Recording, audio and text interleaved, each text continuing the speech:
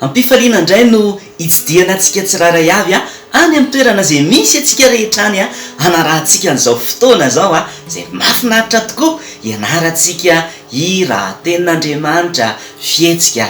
Fa androany kosa tsika hianatra tenin'Andriamanitra mba hianatra tsy enjerintsika ny tenin'Andriamanitra. Zany de hitantsika ao amin'ny Apokalipsy, afaka mamerina ianao miaraka amin'ny fihetsika.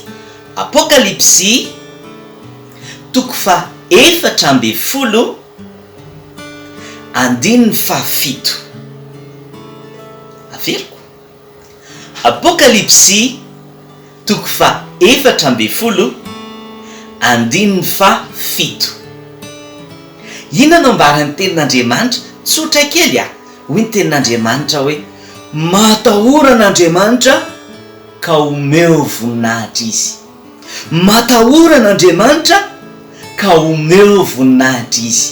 Daoka antsika rehetrarehetra miaraka mamerina le izy matahora n'Andriamanitra ka omeo voninahitra izy. Matahora n'Andriamanitra ka omeo voninahitra izy. Aiza moa ny adresy misy an'le izy? Ny adresy misy azy de ao amin'ny Apokalipsy toko fa 7 andininy fafito. Apokalipsy toko fa 7 andininy fafito.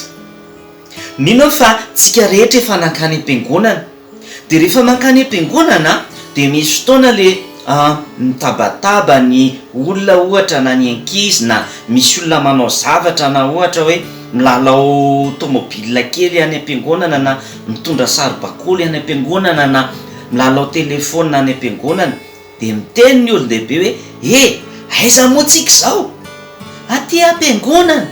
De inona natao rehefa aty am-piangonana? Manaja an'Andriamanitra.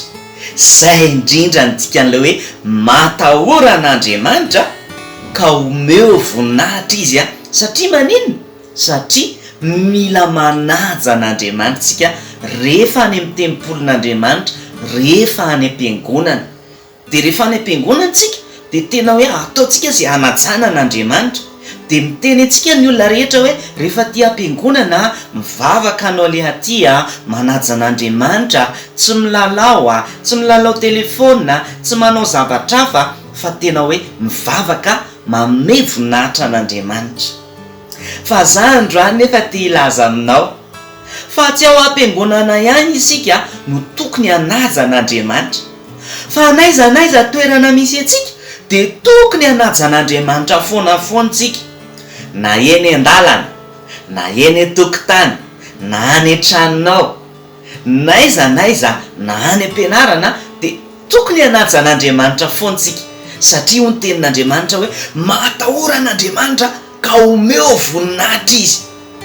Izy tsy niteny hoe rehefa ao am-piangonana ihany, rehefa any amin'ny toerana fivavahana ihany, fa naiza misy atsika de andao hianatsika hanaja an'Andriamanitra sy hanome voninahitra an'Andriamanitra amin'ny toerana rehetrarehetra zay misy atsika. Hitanao zao, ianao zao mety manana mpampianatra ianao na mety manana maîtresse ianao, de manaja ny mpampianatra anao ianao.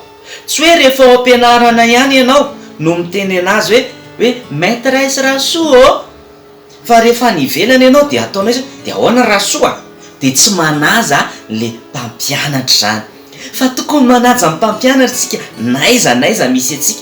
De ohatran'izany koa amin'ny dada sy neny, amin'ny papa sy maman, manaja azy tsika. Tsy hoe ao an-trano ihany ianao manaja anazy, fa rehefa ny ivelany ianao de ataonao hoe rabaina sy rabofy izy, de tsy ajainao izy. Fa na any ivelany trano ary ianao manaja ny dada sy neny, ao an-trano ianao manaja ny dada sy neny. Koa maika ave fa Andriamanitra marina fa tsy hita maso izy, fa tokony hanaja an'Andriamanitra tsika na any an-trano fiangonana na ny ivelan'ny fiangonana, de tokony manaja an'Andriamanitra, manome voninahitra an'Andriamanitra amin'ny zavatra rehetra zay ataontsika, de manaja an'Andriamanitra, de manome voninahitra an'Andriamanitra. Mino fa azontsika ny lesona androany. Averiko aminao Apokalipsy toko fa 7 andininy fafito. Matahora n'Andriamanitra ka omeo voninahitra izy. zany hoe manaja an'andriamanitra ianao naiza toerana misy sy misy ianao de voninahitra ho an'andriamanitra rery any tahian'andriamanitra daholo ary tsika anaja an'andriamanitra mandrakarivotsika veloma tompoko.